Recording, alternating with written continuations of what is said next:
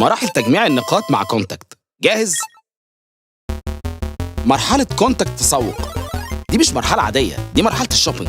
يعني كل حاجة اشتريتها مع كونتاكت تسوق راجعة لك نقاط، 2.5 على كل جنيه، و3000 نقطة في أول شهرين من اشتراكك، و2000 نقطة مع خامس عملية شراء. النقط بتزيد وفرصة استبدالهم بحاجة أكبر أكيد.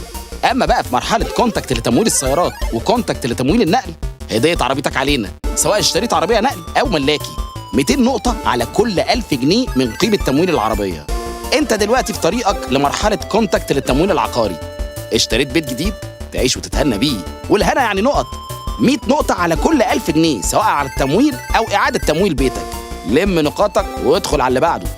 كونتاكت للتشطيب، اشتريت بيت في المرحلة السابقة يبقى أكيد محتاج تشطبه، حبينا نقف جنبك بنص نقطة على كل جنيه اتصرف. أو لو في بداية تشطيبك خلال أول شهرين من اشتراكك ب 3000 نقطة، وليك 2000 نقطة مع خامس عملية شراء. دلوقتي وقت التأمين مع كونتاكت للوساطة التأمينية، والتأمين يعني أمان، بس كونتاكت هيبقى نقاط وأمان. كل بوليس التأمين بقيمة 5000 جنيه أو أكتر. المرحلة السادسة كونتاكت للتأجير التمويلي، اللي فات مراحل شراء وإحنا في مرحلة التأجير. فلو بتأجر أسطول عربيات بجميع أشكالها أو معدات طبية من خلالنا، بنفكرك إن ليك 100 نقطة على كل 1000 بتدفعها.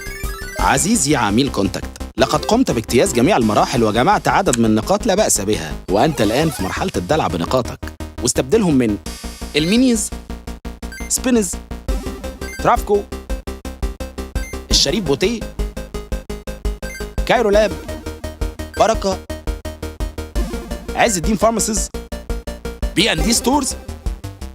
حمل تطبيق كونتاكت دلوقتي على موبايلك وابدأ لم النقط. كونتاكت كلمنا على 16 177.